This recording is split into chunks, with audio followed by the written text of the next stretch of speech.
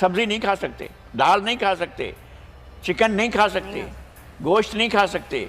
लोग क्या मिट्टी खाएं? क्या खाएं लोग? रेत खाएं? 2011 की मैं बात कर रहा हूँ। 2011 में दिल्ली के अंदर एक कॉन्फ्रेंस हुई थी, लेकिन छक्का तो मैंने मारा। वहाँ पर जो तालियां पिटी, मशाए साहब की जो दानिश्वरी की तकरीर थी वो धरी की धरी रह गई। वो मुझे उनका जहन मालूम था हिंदुओं का। इस तरह से मैंने पाकिस्तान की मैंने तालियां बजवाई हैं इन हिंदुओं से। कारी साहब, हर चीज ही महंगी है। मुर्गी, अंडे, दालें, चावल, आटा मतलब पेट्रोल, गैस बहरान है, हर चीज़ है। और महंगाई इतनी ज़्यादा है कि पहले तो सिर्फ गरीब की पहुंच से दूर थी ना, अब तो मुतवसत तबका जो है वो भी महरूम हो गया इन चीज़ों से। 0.23% जो है वो कम हुई है।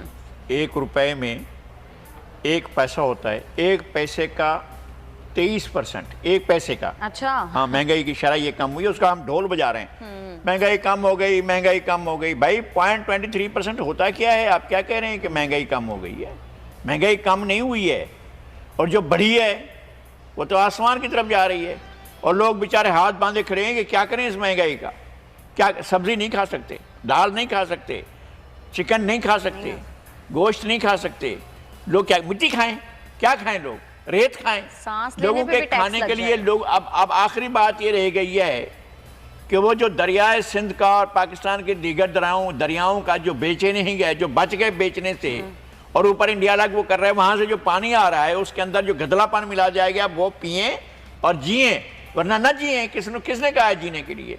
तो आपकी जीने की जिम्मेदारी तो हुकूमत ने नहीं ली हुई है। सब ऐसा नहीं लग रहा है कि आने वाले दिनों में सांस लेने पे भी टैक्स लग जाएगा? लगेगा। मालूम ये हो गया कि H2O का जो फार्मूला है, पानी है। वो जो है वो ले जाएंगे ये अपने पास और रख लेंगे अपने पास, और पानी के बनाने का अमल अपने पास रखेंगे। और उसको जो है, मुझे देखें एक बात का मैं सीरियस होकर बात कर रहा हूँ। क्या हुआ कि यमन के दरिया जो हैं वो बड़ी कंपनियों ने खरीद लिए हैं। मुझे ये डर लग रहा है कि जिन कुव्वतों ने पाकिस्तान के 3 दरिया बेचे, वो पाकिस्तान के इन दरियाओं को ना बेचें। मालूम हुआ कि कोई इंटरनेशनल पानी की कंपनी आ गई और आपके दरिया लेकर चली गई, आप बैठे हुए हाथ। दुनिया का जो फूड बास्केट थी, ये मुल्क, ये इलाका, ये खित्ता, ये सरजमीन, दुनिया की फूड बास्केट, सारी दुनिया को खाना यहां से मिलता था। अब हम इस बात पर लड़ रहे हैं कि हमें गंदम नहीं मिल रही है। हम इस बात पर मिल रहे हैं हमें जरिया अजनास नहीं मिल रही है। इनको खुदा का खौफ नहीं आता, इन्होंने पाकिस्तान का क्या हाल कर दिया है। और अब ये सूरत हाल हो गई है लोगों के पास रात के खाने के। भाई आप दिहाड़ी को तकसीम करें ना, 600, 700, 800 रुपए मैक्सिमम मजदूर की दिहाड़ी है। आप इसको तकसीम करके बताएं कि आदमी रोटी कैसे खाएगा। उसके 6 बच्चे हैं, 2 मियाँ बीवी हैं, 1 माँ है और एक बाप भी है। अब इनको खाना खिलाना है, वो शख्स कैसे खाना खिलाए? आए उसका कोई साइंस बताएं कि किस तरह से वो बैठकर खाना खाए। रूखी रोटी जो है वो भी पूरी नहीं मिल सकती, इसलिए कि आटा भी महंगा हो गया। इतनी महंगी हो गई है ना, आटा महंगा हो गया, रोटी महंगी हो गई।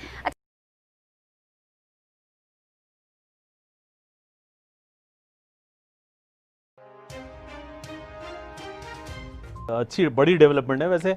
आज महबूबा मुफ्ती जो है, जो उनकी गुलाम थी, जी बांदी थी, बांदी जी, जो मैंने जो फारूक अब्दुल्ला से लेकर, ये लोग सब याद करें, मैंने तुम्हें फारूक अब्दुल्ला का किस्सा सुनाया था। उसने हमें पैगाम दिया था जब मुझसे कहा कि मुझे पेशावरी चप्पलें अच्छी लगती हैं। तो उस वक्त में इन्होंने 2011 की मैं बात कर रहा हूँ। 2011 में दिल्ली के अंदर एक कॉन्फ्रेंस हुई थी, 2010 में तो कॉन्फ्रेंस हुई थी। उस कॉन्फ्रेंस के अंदर मैं था, एक मुशाहिद हुसैन सैयद साहब थे जी, सेनेटर साहब, बड़े बड़े दानिश्वर जो हैं पाकिस्तान के, वो मौजूद थे। और एक मैं कमतर तरीन आदमी था जो, तो एक पहले वाले की जो ओपनिंग जो सेशन था उसकी जो है कोऑर्डिनेटर वो था, और लास्ट का मैं था जी। हम बराबर के मुकाबले पे खड़े थे। तो सैयद साहब को ये बात भी नागवार गुजरी कि मैं इतना बड़ा आदमी हूँ और ये बेचारा इतना गरीब मिस्किन आदमी है, ये कैसे कोऑर्डिनेटर बने। लेकिन छक्का तो मैंने मारा। वहाँ पर जो तालियां पिटी, मशाए साहब की जो दानिश्वरी की तकरीर थी वो धरी की धरी रह गई। वो मुझे उनका जहन मालूम था हिंदुओं का। तो मैंने वहाँ पर जो छक्का लगाया, तो वो हमारा जो सफ़ीर साहब थे, शाहिद मलिक साहब, वो इतने इम्प्रेस हुए कि एकदम दौड़े जैसे तकरीर मैंने ख़त्म किया है, मुझे कहा, मुझे सलूट किया और कहा कि साहब आपने मेरे पाकिस्तान का आपने बहुत बड़ी बड़ी ज़बरदस्त नुमाइंदगी की है। तो मैंने कहा भाई साहब शाहिद मलिक साहब, आपका पाकिस्तान नहीं, मेरा भी पाकिस्तान है जी, और मैं तुम तो नौकर लोग हो, मैं तो आज़ाद मनीष आदमी हूँ, लेकिन किस तरह से मैं तुम्हें पाकिस्तान की मैंने तालियां बजवाई हैं इन हिंदुओं से। तो देखो ना, तो ये तरीका तुम्हें कहाँ से आएगा, ये तो हमें आता है ना, ये तो आर्ट हमें आता है। तो अब इसका ये बात जो मैं आपसे कहना चाहता हूँ, तो उस वक्त ये ग़ुलाम नबी आज़ाद और ये जो फारूक अब्दुल्ला ये हमारे मेज़बान थे। तो मैं और मुशाहिद की बीवी डुश्का एक टेबल पे बैठे थे और ग़ुलाम नबी आज़ाद और ये ग़ुलाम फारूक अब्दुल्ला हमें खाने खिला रहे थे, हमें उठ के पेश कर रहे थे तीनों को। तो उस वक्त में फारूक अब्दुल्ला ने मुशाहिद से ये कहा कि साहब मुझे पेशावरी चप्पल बहुत पसंद है। तो मुशाहिद जो ऐसे कामों में नहीं फंसता, वो कोई जिम्मेदारी नहीं लेता, वो कहते साहब मिर्ज़ा साहब मौजूद हैं, ये काम ये आपको दे सकते हैं। हेलो फ्रेंड्स, अपना हिंदुस्तान न्यूज़ में आपका स्वागत है। जैसा कि आपने वीडियो में देखा, पाकिस्तान में खाने पीने की चीज़ों पे आग लगी हुई है। ना तो वहाँ दवाई है, ना बिजली, ना पानी, ना स्कूल, ना किसी तरीके की सुविधा जनता के लिए। बस ऐश कर रही है तो आर्मी और वहाँ के कुछ बड़े लोग, जिसकी वजह से जनता में अब गुस्सा बढ़ता चला जा रहा है। पहले से बुरे हालात थे पाकिस्तान में और कोविड की वजह से तो और भी भयानक हालात पैदा हो चुके हैं।